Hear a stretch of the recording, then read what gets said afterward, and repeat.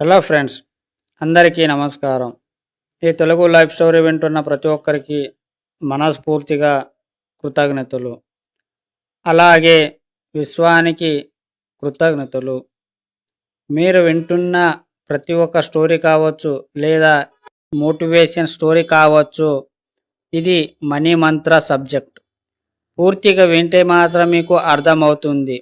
ఎందుకంటే మీకు ఓపిక ఉంటే మీరు ఒక్కసారి పూర్తిగా విని అర్థం చేసుకోండి. సాధన మొదలు పెట్టినప్పుడు మీకు ఎటువంటి ఏర్పాట్లు హయనిస్తాయో ఎంచుకోండి. శ్రావ్యమైన సంగీతం వింటూ కలలు కనండి. మీ మనోనేత్రంలో అన్ని విధాలుగా అన్ని పాత్రలలో కలలు కనండి. అలిసిపోతే నిద్రపోతారు, ఆకలేస్తే భోంచేస్తారు.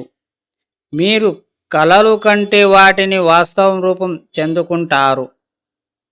మీ లక్ష్యం, మీ సంకల్పం నెరవేరితే ఏం ఫీలింగ్స్ ఉంటాయో అవే ఫీలింగ్స్ మీ కలలోనైనా ఉండాలి. ఫీలింగ్స్ ప్లస్ ఎమోషన్స్ చాలా అత్యంతవశ్యకం. ముందు మీరు కలలు కనండి, ఫలితాలను మీ అంతర్శక్తికి వదిలేయండి. భగవద్గీతలో కృష్ణుడు చెప్పింది ఇదే. కర్మం చేయండి, ఫలితాన్ని నాకు వదిలేయండి. ఆ యొక్క అంతర్శక్తి అర్థం కాక కలలు బాదుకుంటున్నాం. భవ్య పరిస్థితులను పూర్తిగా మర్చిపోండి. కలలు కనడానికి నియమాలు ఏవీ లేవు. సంపూర్ణంగా కలలో జీవించండి. అంతశక్తి నుండి వెలువడే వాస్తవాలన్నీ స్వీకరించడానికి సిద్ధంగా ఉండండి. కలలు కంటే మీరు మీ సబ్కాన్షియస్ మైండ్కి పట్టి ఇవ్వండి.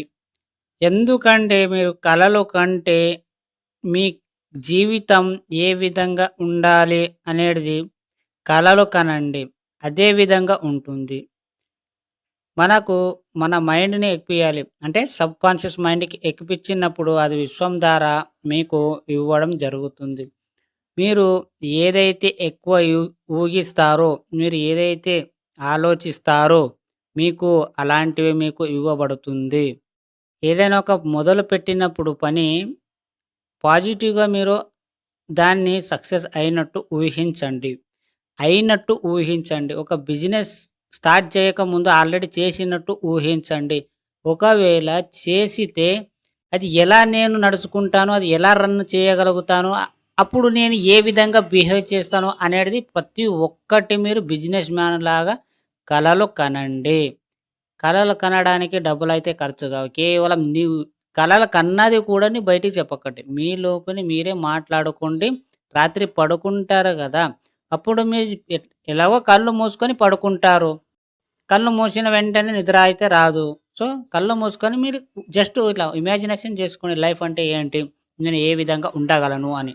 అప్పుడు నీకు జీవితం అంటే ఏంటి, జీవితం గురించి మొత్తం మీ కళ్ళ ముందు ఉంచుతుంటే దాన్ని మీరు గట్టిగా పట్టుకొని అదే పని చేస్తూ పోండి. అర్థమైందా? ఈ స్టోరీ విన్న ప్రతి ఒక్కరికి మనస్ఫూర్తిగా థ్యాంక్ యూ సో మచ్. అలాగే మీరు పని ఆపుకొని మరి విన్నందుకు మీకు మరీ కృతజ్ఞతలు.